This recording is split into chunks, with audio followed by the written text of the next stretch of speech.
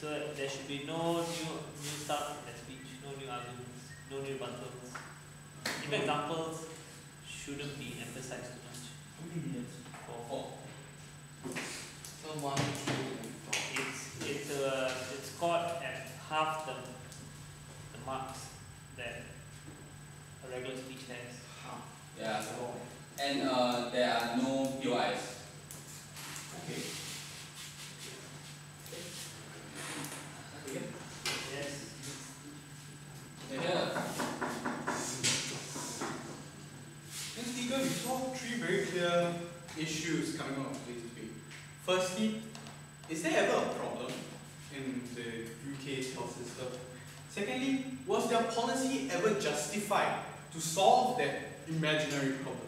And thirdly, are these doctors actually human? Now, let's look at the first main issue.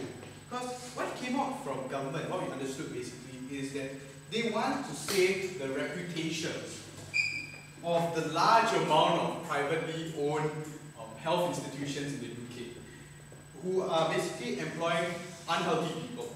A lot of unhealthy people, a lot of obese, a lot of alcoholics, a lot of heavy smokers, which are unhealthy people but didn't really have much mention in today's debate. I have no idea why.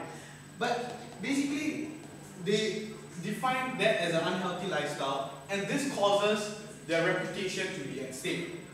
Now, when we pointed out very rightly in my first speech that this is just a mere gross exaggeration of a perfectly fine situation where it's state-owned, where basically we were concerned more with the quality of the healthcare rather than the doctor really having six-pack abs and attracting hot girls. So basically we think that that quality is essentially what the state healthcare tries to aim for. And we basically don't see a need for the state to actually step in and interfere for a problem that does not really exist. Now, on the second issue of whether their whole policy is justified, because what they basically implied, they didn't really state it explicitly, is that if all the doctors that right now are basically obese, they're saying, okay, you're fat, you're fired. Too bad. So basically, we say that really it really isn't justifiable, because who are we as a first world democracy who basically does not want to discriminate against anyone, who also supports a capitalist economy? Who are we to interfere in the basic business practices of these privately owned health institutions?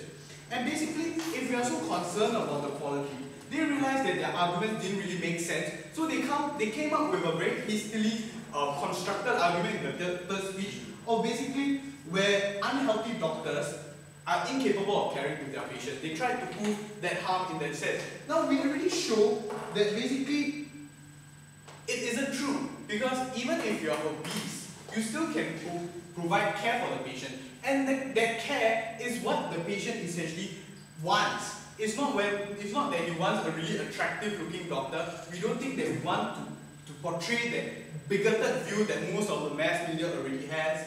And basically, on the last issue of whether these doctors are really human, are they supposed to have the same rights, the same indulgences that every human in a first world democracy enjoys?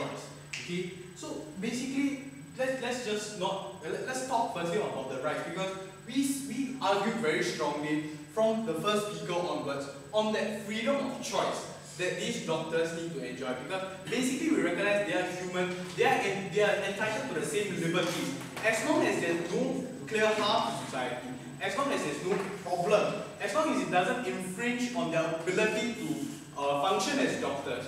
We don't see a need for the state to step in and infringe on their freedom of choice, because basically they are human. They want to eat slightly more, they want to be a bit chunky, they want to drink and they want to smoke, and they want to indulge a bit more, because probably they are in very high stress situations, which probably justify the reasons. And we think that because they are informed of their choices, we should respect that choice that they made. So we don't think that finally there is a real need for this whole issue, and there isn't a need for the state to come in and step in, because basically doctors are finally human. We should still respect their choice, and basically if they do their job, we leave them alone, let them serve the patients, and basically ensure that the healthcare system is great.